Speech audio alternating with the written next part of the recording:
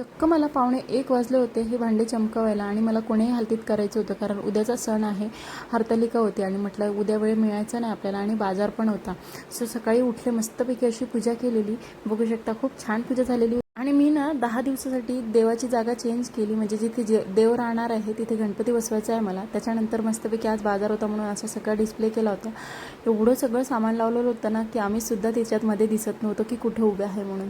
त्याच्यानंतर बाजार होता, मीच बाजारात गेले, सगळं भाजीपाला वगैरे घेऊन आले, कारण लक्ष्मणचा सण आहे म्हणून म्हटलं त्यांना मीच जाते. आणि मी गेल्यानंतर सगळं फळं वगैरे सगळं व्यवस्थित आणलं, आठवणीने फळा वगैरे, आणि मस्तपैकी असा भाजीपाला सगळं व्यवस्थित काढून ठेवला धुवून वगैरे.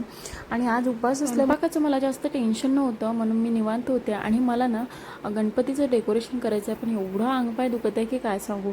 आणि म्हटलं चला आज फराळ करायचा, मला कंटाळा चालता म्हणून मी फक्त पेरू खाल्ला. आणि श्रीशाला नाही आवडत, एवढा कफ झाला आहे, सो तिच्याकडे पण माझं दुर्लक्ष होतं. आणि काल आणि आज मी तिला वाफ दिली, सो थोडी सर्दी कमी झाली आणि तिलाही सुद्धा छान वाटत आहे. काल रात्री तिने 2 वाजता जे उठली 5 वाजेपर्यंत कंटिन्यू रडली. काय झालं होतं हे आम्हाला अजिबात कळलेलं नाही. मला वाटते तिला श्वास घेता येत नव्हता म्हणून ती रडत होती. आणि त्याच्यानंतर मला आता उद्या गणपती आहे म्हणून मस्तपैकी असं खरं सांगायचं म्हटलं तर मी 8 ते 15 दिवसाआधीच या सगळ्या गोष्टी आणल्या होत्या की आपल्याला वेळ मिळणार नाही म्हणून आपण थोडं थोडं रोज करायचा. आणि काय सांगू, बिलकुल टाईम भेटला नाही. शेवटी उद्या गणपती बसणार आहे आणि आज माझी धावपळ चाललेली आहे.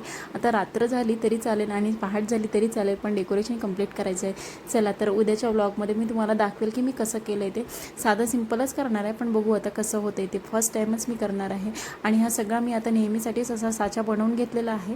आता फक्त डेकोरेशन नेहमी चेंज होत जाईल असं मला वाटते, कारण जेवढं होईल आता नवीन नवीन मार्केटमध्ये येतं आहे ते आपल्याला मग असं वाटते ना की प्रत्येक वेळेस चेंज करायला पाहिजे. तसंच मी सुद्धा करणार आहे. आणि फायनली मस्तपैकी असं मी घर तयार करून घेतलेलं होतं. आता चला मी पटपट आवरते आणि तुम्ही सुद्धा माझे ब्लॉग कसे वाटतात ते सुद्धा सांगा मला. आणि यूट्यूब चॅनल सबस्क्राईब करायला विसरू नका. चलो बाय, भेटूया आपण पुढच्या ब्लॉग.